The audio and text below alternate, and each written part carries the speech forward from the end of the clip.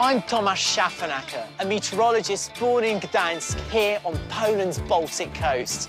For a native, I know far too little about Polish cuisine, so I'm going back to my roots to taste the best my country has to offer and to reveal the secrets of my homeland's landscapes.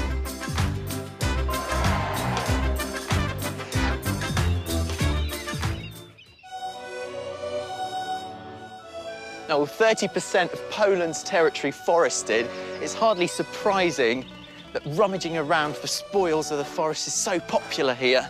Now, I've come to the woods today to try and sniff out some mushrooms myself.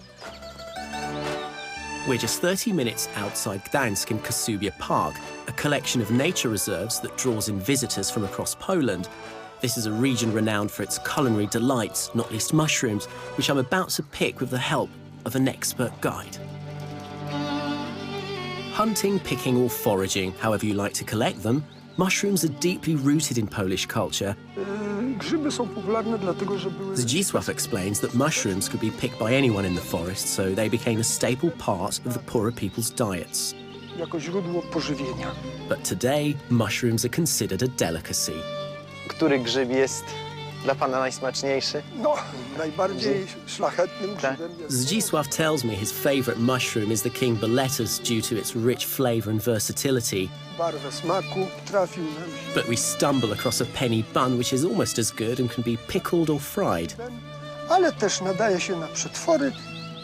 A prawdziwy grzybiarz ile grzybków nazbiera w przeciągu? But I was curious to find out how much a dedicated forager could collect in one morning. I w ciągu pierwszych 3-4 godzin... And it turns out it can be well over 100 with local knowledge. wie, gdzie ich szukać. Zdzisław is a fountain of knowledge when it comes to mushrooms, and I've learnt a few things from him. I think number one is that it only takes maybe 2 or 3 days for a mushroom to grow from literally nothing, so it just pops out of the ground. That's quite incredible. Never knew that. And two is that a particular mushroom likes to grow next to its particular tree. So that's quite unusual. So if you know your trees and your mushrooms, you know where to go in the forest. So they don't sort of grow just randomly everywhere. They're just sort of in their own little place, little habitat. There is pretty much an infinite way of preparing mushrooms, and I've heard of a local restaurant that rustles up some of the best mushroom dumplings or pierogi in the area.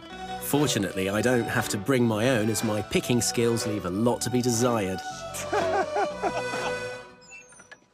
Oh, wow. This is what I'm talking about. I knew there was a place here that did dumplings, but I wasn't expecting this. I've never seen so many mushrooms in my life. This stuff looks just amazing. I need to get stuck into all of this. Right, so we've got 2 chefs here. They're going to make the pierogi. First, you make a simple dough and cut it into shapes. This is the mushroom stuffing. Chanterelles, onions and seasoning. Press the stuffing in and seal the edges. These guys are a little better at it than I am. Quick boil and they are ready to fry. Well, this really takes me back to when I was a child. I used to love dumplings with mushrooms, and I remember my grandmother used to make them during Wigilia, Christmas Eve. It's a very important time of the year in Poland, and you prepare 12 meat-free dishes, and the favourite dish was, of course, the mushroom dumplings. Right, this is the moment of truth. OK, let's try this. Here we go. Oh, my goodness, this is absolutely delicious. And the calories packed in that, I'll tell you what, it's worth it. Absolutely love it.